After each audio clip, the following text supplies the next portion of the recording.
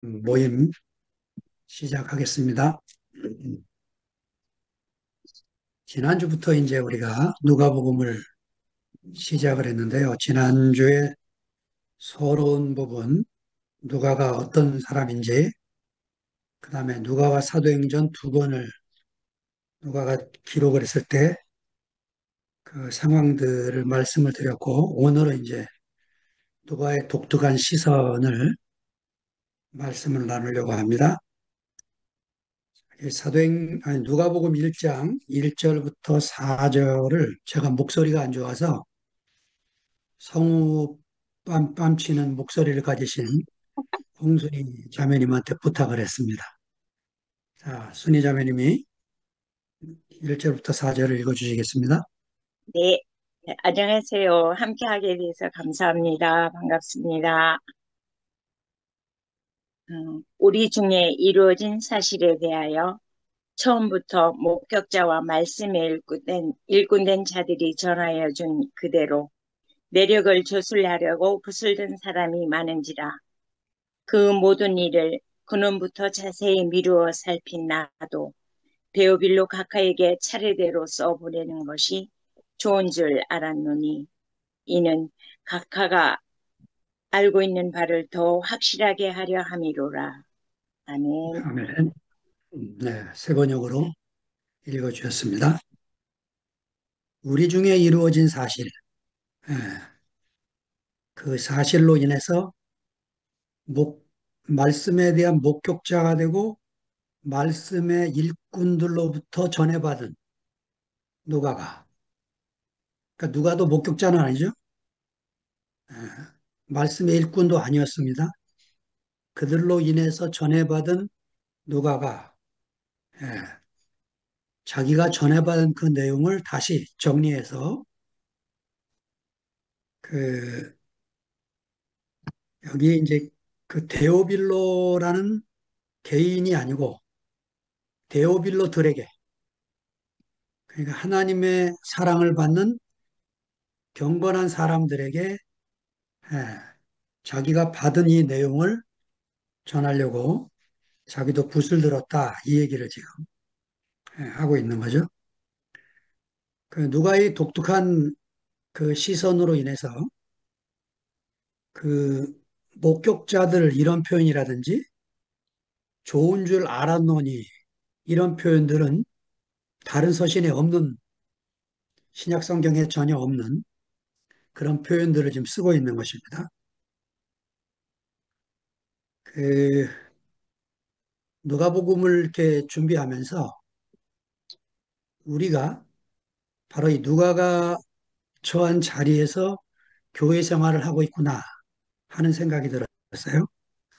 우리는 예수님 시대의 목격자들도 아니고 예수 시대의 사도들이 전해준 말씀을 받은 사람도 아닙니다. 그런데 우리가 교회 생활하면서 어떤 사실을 만났고 어떤 복음을 듣게 됐어요. 근데 그것이 우리에게 아주 중요한 것이 됐고 소중한 것이 됐습니다.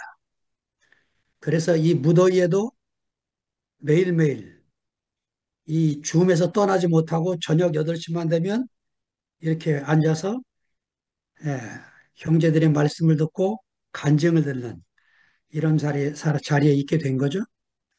이렇게 해서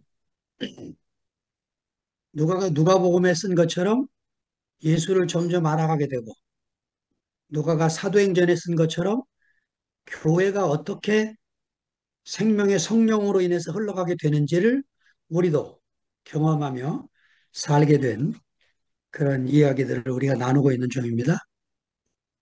제가 교회 생활하면서 최성윤 누님의 간증이 제 안에 아주 깊이 그 각인이 돼서 교회 생활에 도움이 됐는데요. 그분이 제주도에 계실 때 제가 놀러 갔습니다. 그랬더니 아침 산책을 하시면서 이런 간증을 하셨어요. 자기 남편이 이제 목사로서 복음을 전하는데 형제들이 어떤 무엇을 보고 만지게 돼서 자기 남편의 말씀에 은혜를 받고 그 목사님은 하나님의 아들이고 목사님은 그리스도십니다. 이렇게 막 간증하고 절하는 거 보면서 큰일 났다는 생각이 들었다는 거죠.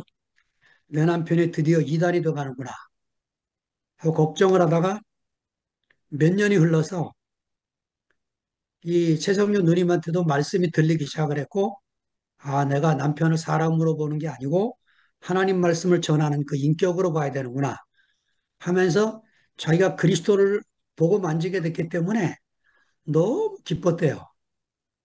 그런데 이상한 현상은 그렇게 그 말씀이 들려서 좋아하고 기뻤으면 교회 다른 자매들과 이렇게 하나로 짜여져야 되는데 안 되더래요, 또.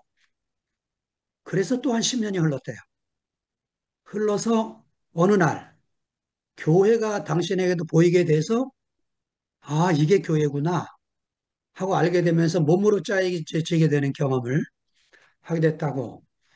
자기는 잘 이렇게 말씀을 못 알아들어서 세월을 한 20년 가까이 보냈다는 간증을 저를 위해서 하는 그 얘기를 들으면서 아, 이 몸의 생활이 단번에 이루어지는 게 아니고 이렇게 교회 생활 안에서 내가 말씀을 통해서 주님의 어떠하심을 계속 맛보는 이것이 어느 날 몸으로 드러나고 건축이 되는구나 하는 걸 알게 됐고 저도 똑같이 처음에 일산에서 형제들과 함께 살면서 몸으로 짜여지는 그 과정을 저도 한 지체가 돼서 그, 그 과정 속에 있게 됐고 다시 이 홍성 땅에 내려와서 여기 있는 홍성 식구들과 함께 또 몸으로 또 짜여져 가는 과정을 지금 겪고 있습니다.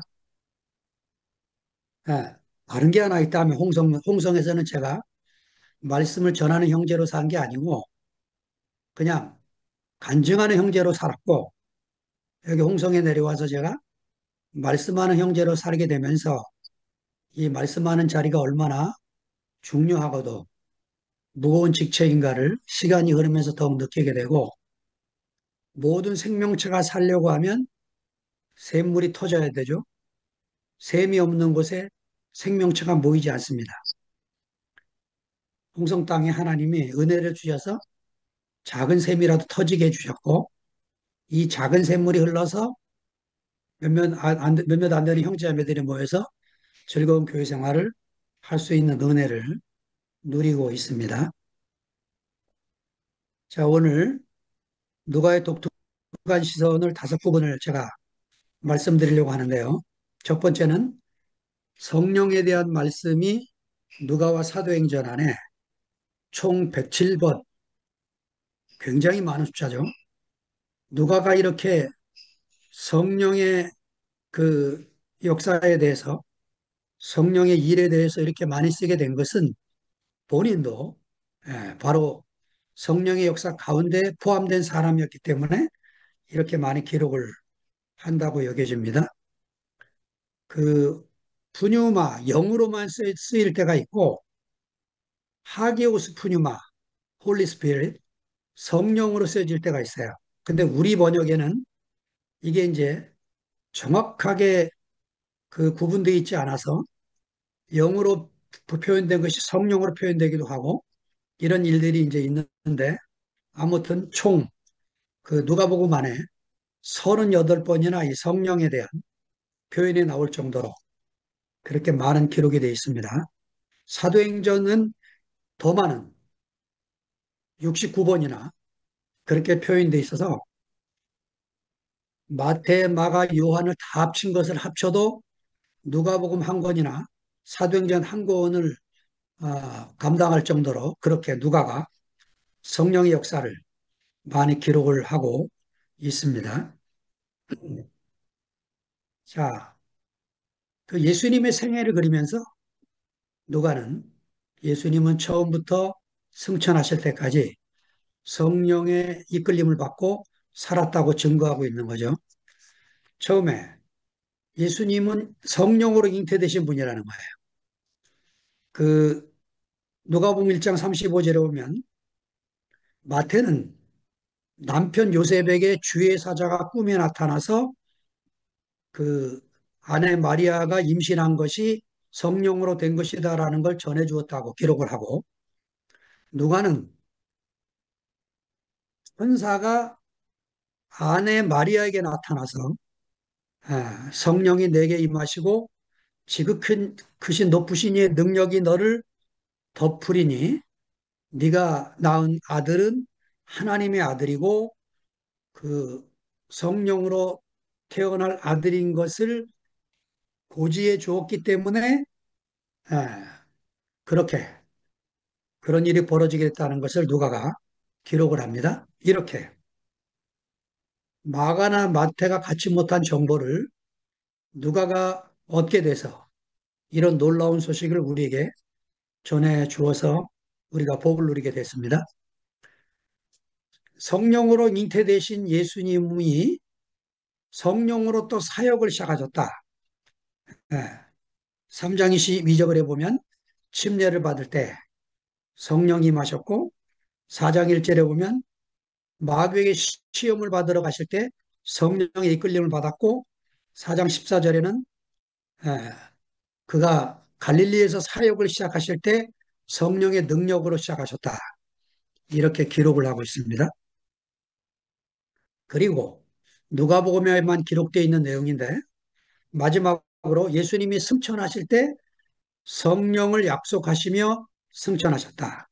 내 아버지의 약속대로 성령의 능력이 올 때까지 이 성에 유하라 하는 말씀을 누가복음 24장 마지막 장 49절에 남기시고 승천하셨다 이렇게 기록을 하고 있습니다. 제가 중요한 세 부분만 여러분에게 소개를 했습니다.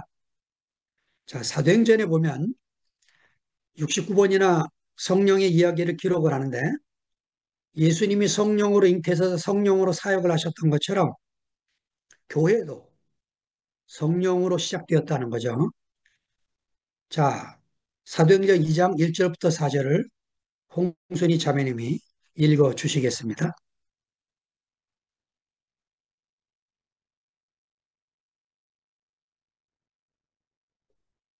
마이크 마이크 켜야 저 돼요. 끊었거든요. 마이크 켜야 됩니다.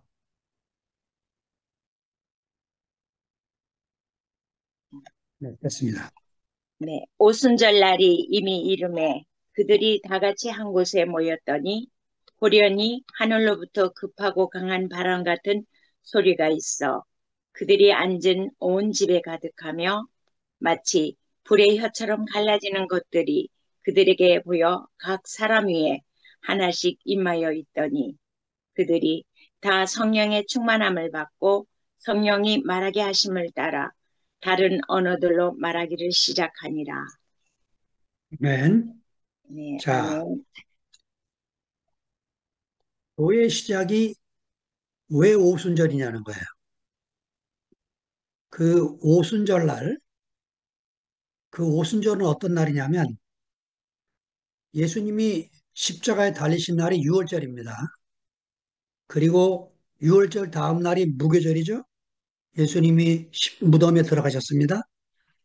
무교절 다음 날부터 3일째, 6월절 3일째 되는 무교절 다음 날이 이삭, 첫 이삭 한 단을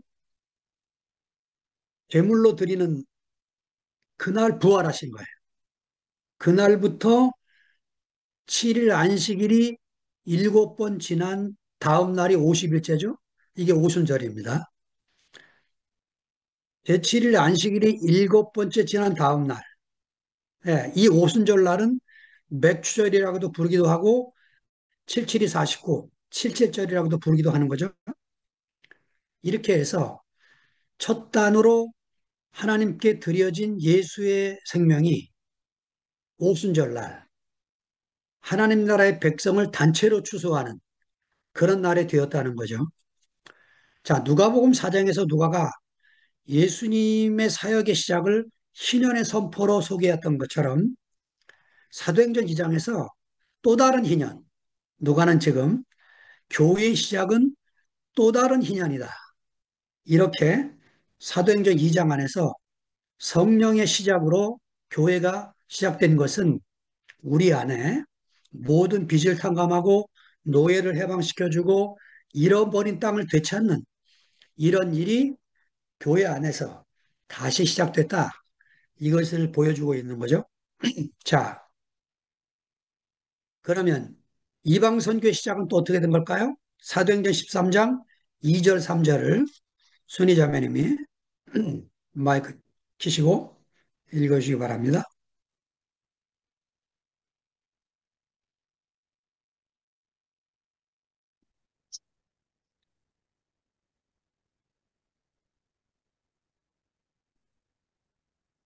주를, 주를 섬겨 금식할 때에 성령이 이르시되 내가 불러 시키는 일을 위하여 바나바와 사울을 따로 세우라 하시니 이에 금식하며 기도하고 두 사람에게 안수하여 보내니라. 아멘. 아멘. 자, 이방 선교의 시작을 위해서 성령께서 그 금식 중에 있는 아, 그 안디옥 교회도 그렇고 예루살렘 교회도 개인 지도 체제가 아니고 집단 지도 체제였습니다. 유대 예루살렘 교회도 사도들로 인한 집단 지도 체제였고 수리아 안디옥 교회도 사도들로 인한 그 집단 지도 체제로 이루어지고 있었고 그중에 바나바와 사울을 따로 구분해서 세우라고 성령이 지시해서 그들이 따로 세우게 됐고 안수해서 이방 선교의 시작을 하도록 파송을 하는 일이 벌어지게 되는 거죠. 그러니까 하나님의 교회 안에서 복음 전파가 외부로 전해지고 해외로 전해지는 것도 성령께서 이끄시는 것이지 우리의 노력으로 되어지는 게 아니라는 거죠. 자, 세 번째, 선교의 방향. 예, 사도행전 16장 6절부터 10절 읽어주시겠습니다. 네, 펴져 있어요. 네, 6절. 성령이 아시아에서 말씀을 전하지 못하게 하시거늘 그들이 부르기아와 갈라디아 땅으로 다녀가 무시아 앞에 이르러 비두니아로 가고자 했으되 예수의 영이 허락하지 아니하시는지라. 무시아를 지나 드로아로 내려갔는데 밤에 환상이 바울에게 보이니 마게도냐 사람 하나가 서서 그에게 청하여 이르되 마게도냐로 건너와서 우리를 도우라 하거늘 바울이 그 환상을 보았을 때 우리가 곧 마게도냐로 떠나기를 힘쓰니 이는 하나님이 저 사람들에게 복음을 전하라고 우리를 부르신 줄로 인정함이로라. 아멘. 아멘. 자, 바울의 선교의 방향은 아시아, 지금의 아시아가 아니고 소아시아입니다. 갈라디아 지방 근처에 있는 소아시아. 이게 이제 바울이 동쪽으로 가려고 했죠. 이쪽으로 계속 오다 보면 우리까지 도착이 될 뻔했어요. 근데 바울이 동쪽으로 가려고 하는 것을 성령이 막으십니다. 그리고는 바울을 드로아까지 내려가게 해서 서쪽으로. 그래서 바울이 꿈을 꾸는데 도냐 사람 하나가 꿈에 우리를 도와달라고 손짓하는 것을 보고 아, 하나님의 성령이 저쪽으로 보내시려고 하는구나 하고는 그 길을 따라 갔다는 거죠. 자, 그러니까 선교의 방향도 성령이 이끄신 대로 갔다는 거죠. 자, 마지막으로 로마 행도 사실은 사도행전 19장 21절에 보면 바울이 예루살렘을 들어가면서 로마도 가야겠다고 생각을 했고 23장 11절에 가니까 예수님이 주님께서 나타나셔서 담대하라. 내가 예루살렘에서 나의 일을 증거한 것 같이 로마에서도 증거해야 될 것이다. 이렇게 확증을 해 주신 거죠. 예. 그러니까 로마에서 바울이 사역을 마치게 되는데 그 사역이 마치게 되는 그것도 성령의 이끄심이었다는 거죠. 이렇게 그 오순절날 급하고 강한 바람 같은 소리, 그 다음에 불의 혀가 갈라짐 같은 그런 역사의 성령이 임하심으로 말미암아 예, 뭐가 벌어졌습니까? 성령의 충만하심을 받고 성령이 말하게 하심을 따라 그들이 방언을 시작을 했는데 오순절날 축제를 즐기기 위해서 메데 파사 전 지역에서 로마에까지 15개 국가에서 모인 사람들이 그 방언의 소리를 들었는데 자기네 나라 말로 다 듣게 됐다. 이게 뭔 얘기를 하려고 하는 겁니까? 예. 창세기 11장에 언어가 바벨탑을 쌓다가 언어가 혼잡해져서 다 갈라지게 됐던 그 사건이 사도행전 2장에 와서 성령의 강한 역사로 말미암아 언어가 하나로 통일돼서 교회가 드디어 나타나게 됐다. 예. 마침내 드러난 몸, 예. 그런 몸이 나타나게 됐다. 이런 얘기를 지금 하고 있는 거죠. 그러니까 교회 안에서 언어가 통일이 안 되고 갈라지기 시작한다. 그러면 이제 또 흩어지게 되는 거죠. 예, 언어가 중요합니다. 이 언어를 우리가 같이 공유하고 그 개념화 시키는 이 일들을 계속해 나가는 게 도움이 되는 거죠. 자, 소외된 사람들을 보면 누가는 아주 따뜻한 시선으로 예, 그 당시에 그 사회 안에서 그 변방에 머물러 있는 사람들을 예수님이 만나서 회복시키는 그런 사건들이 나오는데 특별히 첫 번째 여성들인데 랍비들이 일상적인 기도가 이런 거래요. 나를 노예나 이방인이나 여자로 태어나지 않게 하신 하나님께 감사드립니다. 여성의 인권이 완전히 무시됐던 사회에 주님이 그런 여인들을 찾으러 다니시는 과정이 나옵니다. 그 중에 이제 누가복음에만 나오는 병자 중에 이 7장 11절부터 17절에 보면 나인성 과부를 만나세요. 예수님이 일부러 만나러 간 게 아니고 마을을 지나가다가 나인성 과부의 외아들, 누가복음이 이 외아들을 강조합니다. 하나밖에 없는 아들이 죽어서 시체를 관에다 메고 나가는 것을 보고 예수님이 정지를 시키고 그 죽은 아들을 살려서 일으킵니다. 그 다음 13장 10절에 17절에 보면 18년 동안 귀신이 들려서 꼬부라진 여인이 나와요. 이 여인을 예수님이 한수로 치료하시는 그런 일이 나옵니다. 이렇게 여성들, 그 소외된 여성들뿐만 아니고 병자들, 14장이나 17장 특별히 마지막에 보면 문둥병자 10명을 예수님이 치료하시는 그런 사건이 나옵니다. 세 번째, 이 부정한 자들이 나오는데 그 5장에는 12절부터 16절에 문둥병을 치료하시고 10장 25절부터 37절은 예수님이 누가 내 이웃입니까? 이렇게 물었을 때 비유를 드실 때 선한 사마리아 사람, 착한 사마리아 사람 비유를 드시는 거예요. 이거는요, 그 시대 사람들한테 충격이었어요. 이 사마리아 사람들은 부정해서 만나지도 않고 식사도 안 하는 이 사람을 비유 속에 아주 착한 사마리아 사람으로 예수님이 들고 있는 거죠. 15장 1, 2절은 세리 죄인들을 말하는데 특별히 누가복음을 들어가자마자 2장에 천사가 구주의 탄생의 소식을 누구한테 전하느냐? 목자들에게 전해요. 아무한테도 안 전합니다. 이거 누가 아주 놀라운 복된 소식이에요. 예. 들에서 양을 치는 목자를 찾아가서 천사들이 구주가 탄생했다.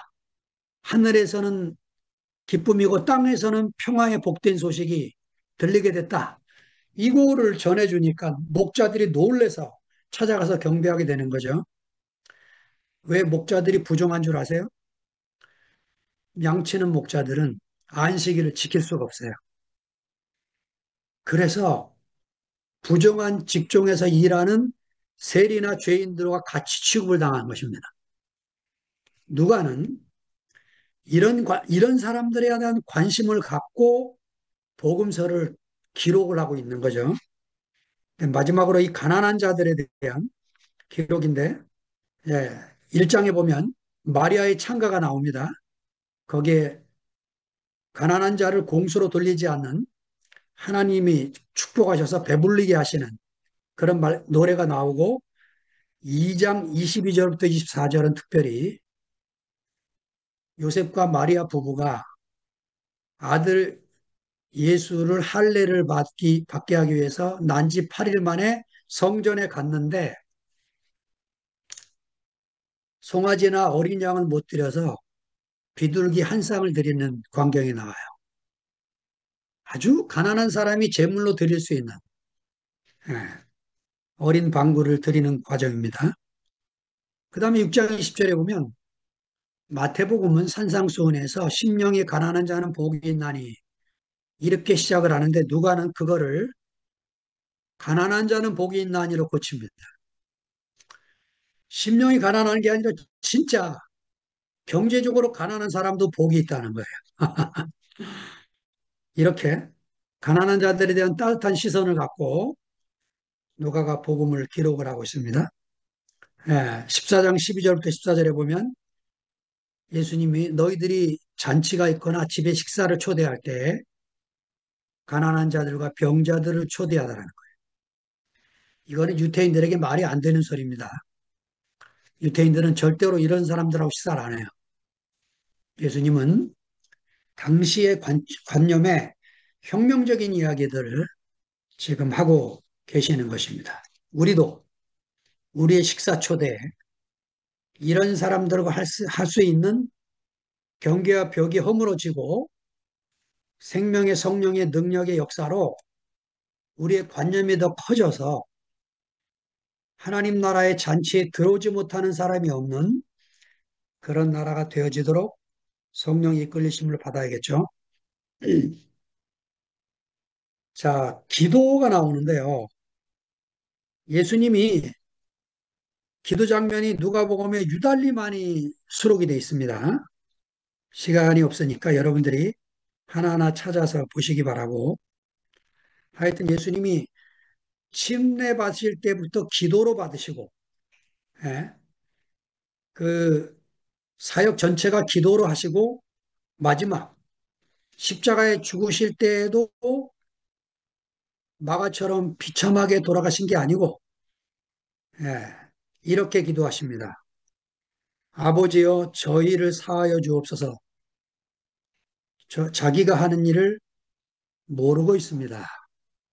이렇게 그들의 잘못을 그들에게 돌리지 않고 하나님이 용서해 주시기를 우리를 위해서 기도하시는 광경이 나오고 46절에 보면 내 영혼을 아버지의 손에 부탁합니다.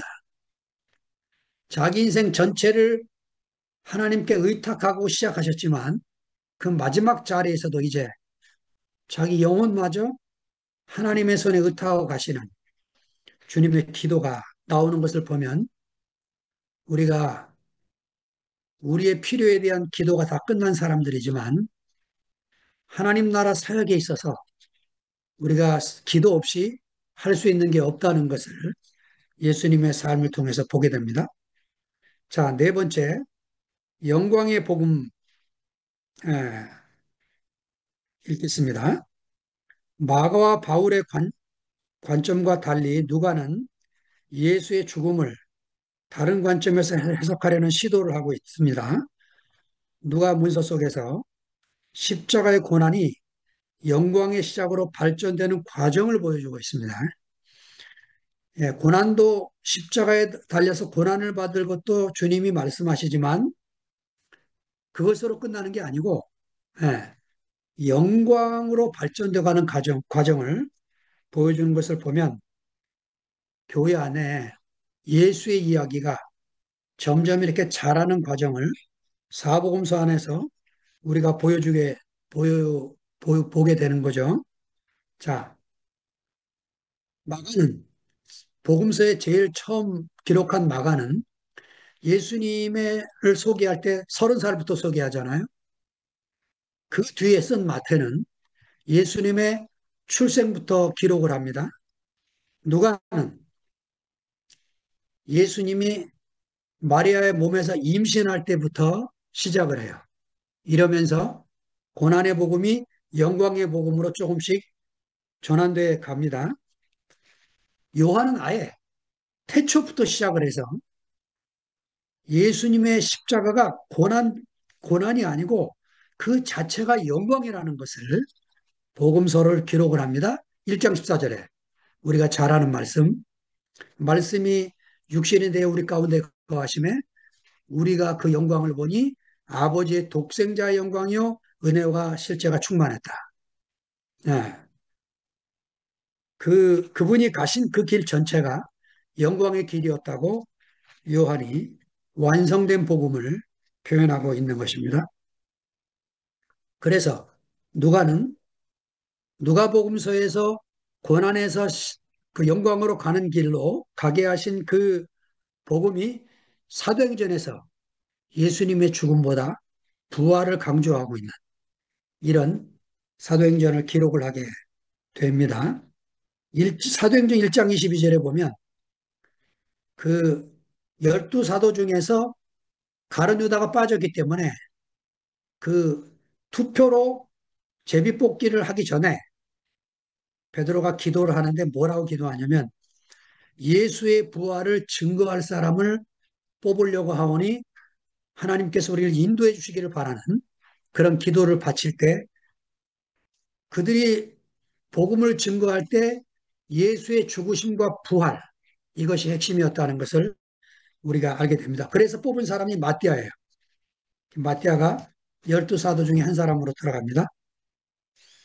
4장 33절도 사도들이 예수의 부활을 증거하는 사도들로 나타나고 10장 39절에 40절에 보면 백부장 고넬료의 집에서 베드로 가서 설교할 때 예, 바로 이 예수의 죽으심과 부활을 이야기하게 되는 거죠.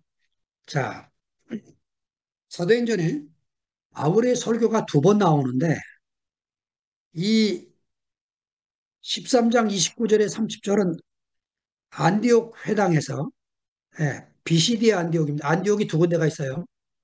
바울을 선교사로 파송한 교회는 수리아 안디옥이고 지금 시리아죠. 예, 지금 이 바울이 회당에서 설교하고 있는 이 안디옥은 비시디의 안디옥입니다. 다 터키 지방에 지금의 터키 지방에 있는 마을이에요.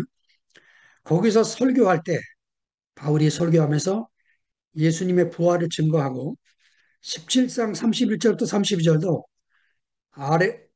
아테네에 있는 아레오바고에서 바고에 설교할 때 예수님의 부활을 증거하는데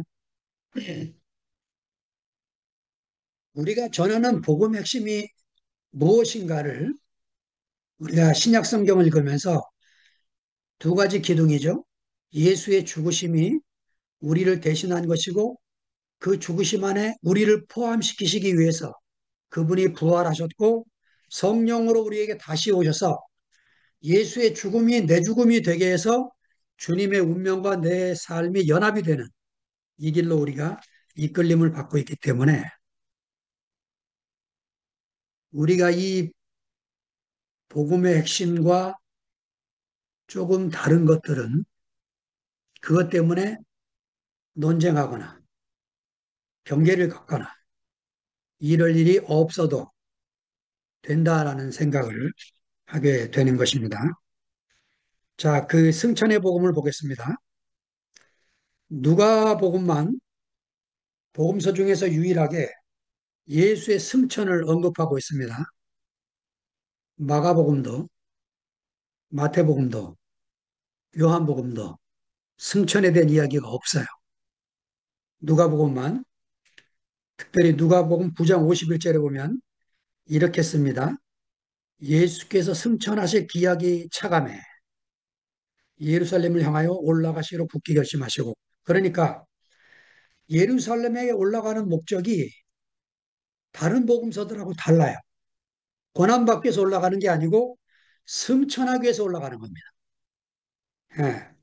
그 마치 그 무슨 승천 시간표를 예약해 놓고 예루살렘 정거장에 그 시간표에 맞춰서 가야만 되는 이런 식의 표현을 하고 있는 거예요. 예, 누가에게는 이 승천의 복음이 매우 중요했습니다. 자, 그래서 그 예수님이 누가복음 안에서 어떻게 그려지고 있느냐? 예수는 높이 들려 올리신 분이고 땅에는 계시지 않지만 성령으로 지상에 다시 나타나시는 분으로 그렇게 누가복음과 사도행전 안에 기록을 하고 있는 거죠. 자, 그래서 제가 오늘 말씀을 준비하면서 여러분과 나누고 싶은 마지막 구절은 고린도전서 2장 4절에서 5절입니다. 제가 고린도전서 2장 4, 5절을 읽겠습니다. 바울이 고린도 형제들에게 자신의 사도권을 인정하지 않고 그 바울파, 게바파, 아볼로파로 갈라지고 있는 고린도 형제들에게 십자가 안에서 우리가 십자가 밖에는 우리를 하나로 되게 할 것이 없다 하는 얘기를 하면서 이렇게 말합니다. 내 말과 내 전도함이 지혜에 권하는 말로 하지 아니하고 다만 성령의 나타남과 능력으로 하여 왜 성령의 나타남과 능력으로만 했습니까? 바울이 이유가 있어요. 너희 믿음이 사람의 지혜에 있지 아니하고 다만 하나님의 능력에 있게 하기 위해서 바울이 누구보다 학문을 많이 닦은 사람임에도 불구하고 사람의 지혜에 두지 않고 성령의 나타남과 능력으로만 복음을 전했다. 이 얘기를 하고 있는 거죠. 자, 그래서 우리가 어떤 사람 안에서 그리스도의 인격을 맛보았기 때문에 이런 흩어지고 나눠지는 과정 속에서도 우리가 남아서 이 놀라운 성령의 생명의 복음을 서로 나누면서 예, 하나님 나라의 잔치를 누리고 있습니다. 우리가 흩어지게 된 건 한 가지밖에 없어요. 복음을 표현하는데 다른 표현이 하나 나왔어요. 그것도 우리가 그분을 통해서 은혜를 받은 그분의 입에서 나왔기 때문에 우리가 몇 년 동안을 저게 무슨 말씀이신가를 알아듣기 위해서 집중하고 노력을 하고 그것을 소화시키려고 애를 쓰게 됐습니다. 그런데 갑자기 이제 말이 더 세졌어요. 그분은 부정적인 말을 잘 안 하시는 분이기 때문에 긍정적인 언어로 표현하셨죠. 이 말만 해라. 이 말을 계속해라. 이렇게 주장하기 시작하면서 그 말을 저도 연습을 몇 번을 해봤는데 그것이 생명 안에서 나오질 않기 때문에 그 말로 기쁨에 찬 우리 막내딸과 교회 안에서 갈라지는 일이 벌어지게 됐어요. 아주 슬픈 이야기입니다. 지금도 그들이 제가 그 참여하기를 원하고 지난달에 이경락 형제의 딸이 결혼해서 서울교 형제들을 만나고 왔지만은 같이 식탁에서 밥을 먹지 못하는 게 안타까웠어요. 그, 예, 왜냐하면 그 말이 틀려서가 아닙니다. 십자가에서 못 박혀서 내려오지 못하고 죽은 예수 얼마든지 잘 소환 안 되지만 함께 할 수 있어요. 문제가 뭐냐. 점점 완악해지는 거예요. 점점 벽이 생기고 점점 갈라지게 되는 겁니다. 예. 오늘 서울교회에서 한 형제가 답답해서 좋은 글 하나를 올렸어요. 제가 전혀 반응이 없다가 몇 년 만에 처음으로 제가 으뜸표 하나를 찍어줬어요. 그렇게만 말해주면 저도 서울교회 간다 이거예요. 근데 이 형제는 내몰리고 있는 형제입니다. 답답해서 올린 거예요. 답답해서. 자, 우리 투표에 만해서 복음 안에서 연합이 더 잘 살고 있습니다. 그런데 제가 염려스러워서 말씀드리는 거예요. 정반대의 현상. 내가 받은 은혜가 너무 깊고 깨달음이 좋아서 우리 투표임에서는 이런 표현은 안 했으면 좋겠습니다. 그런데 그 말이 예수 그리스도의 죽으심과 부활에 관계된 거라면 우리가 신랄하게 토론을 하고 논쟁을 해서 우리가 갖고 있는 이 복음을 변절시키지 않도록 노력해야 됩니다. 그런데 그것이 아니라면, 그리고 우리가 잘 쓰지 않는 용어가 성경에 기록되고 있다면 그것을 막을 일은 없죠. 왜냐? 그건 아직 우리가 경험하지 못해서 모르는 부분이기 때문에 이미 경험한 사람들이 이야기를 잘 듣고 아, 저렇게 또 하나님이 역사하시는구나 하는 것을 우리가 아멘으로 받아들여서 우리의 폭이 더 넓어지고 지경이 더 커져서 예, 온 세상에 이 복음이 전파되는데 성령의 나타남과 능력이 계속 증거되기를 간절히 소망합니다. 주님을 찬양합니다.